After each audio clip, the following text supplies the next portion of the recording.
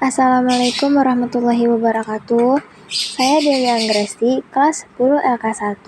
Di sini saya ingin menjelaskan tentang ketentuan Undang-Undang Dasar Negara Republik Indonesia tahun 1945 dalam kehidupan berbangsa dan bernegara. Undang-Undang Dasar Negara Republik Indonesia tahun 1945 merupakan konstitusi negara Indonesia.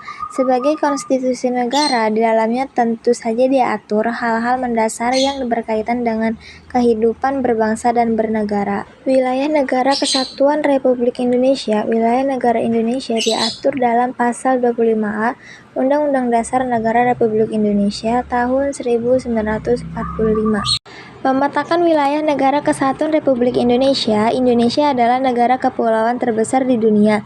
Luas wilayah negara kita adalah 5.180.053 km persegi, yang terdiri atas wilayah daratan seluas 1.922.570 km persegi dan wilayah lautan seluas 3.257.483 km persegi.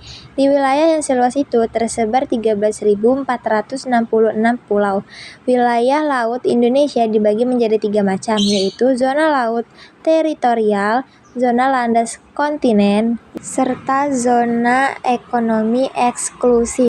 Batas wilayah negara kesatuan Republik Indonesia: sebelah barat yaitu Samudra Hindia, sebelah timur Papua Nugini dan Samudra Pasifik, sebelah selatan Samudra Hindia, dan sebelah utara Malaysia. Kedudukan warga negara dan penduduk Indonesia. Warga negara dan penduduk Indonesia diatur dalam pasal 26 Undang-Undang Dasar Negara Republik Indonesia tahun 1945. Status warga negara Indonesia. Warga negara Indonesia adalah orang-orang Indonesia asli dan orang asing yang disahkan menjadi warga negara Indonesia.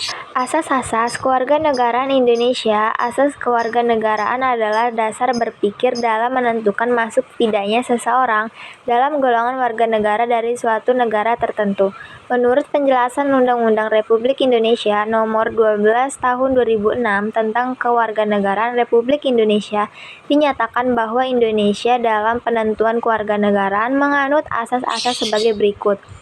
Asas ius sanguinis, asas ius soli, asas kewarganegaraan tunggal, serta asas kewarganegaraan ganda terbatas. Syarat-syarat menjadi warga negara Indonesia. Penduduk asli negara Indonesia secara otomatis adalah warga negara Indonesia. Sedangkan orang dari bangsa asing bisa menjadi warga negara dengan cara mengajukan permohonan kepada pemerintah Indonesia. Proses permohonan itu dinamakan dengan pewarganegaraan atau naturalisasi. Naturalisasi dibagi menjadi dua, antara lain naturalisasi biasa serta naturalisasi istimewa. Penyebab hilangnya kewarganegaraan Indonesia. Penyebab hilangnya kewarganegaraan Indonesia antara lain disebabkan memperoleh kewarganegaraan lain atas kemauannya sendiri, tidak menolak atau tidak melepaskan kewarganegaraan lain masuk ke dalam dinas tentara asing tanpa disertai izin dari presiden. Kemerdekaan beragama dan berkepercayaan di Indonesia. Kemerdekaan beragama di Indonesia diatur dalam Pasal 28E, Pasal 28I, dan Pasal 29 Ayat 2 Undang-Undang Dasar Negara Republik Indonesia tahun 1945. Pengertian kemerdekaan beragama dan berkepercayaan. Kemerdekaan beragama dan berkepercayaan mengandung makna bahwa setiap manusia bebas memilih, melaksanakan ajaran agama menurut keyakinan dan kepercayaannya.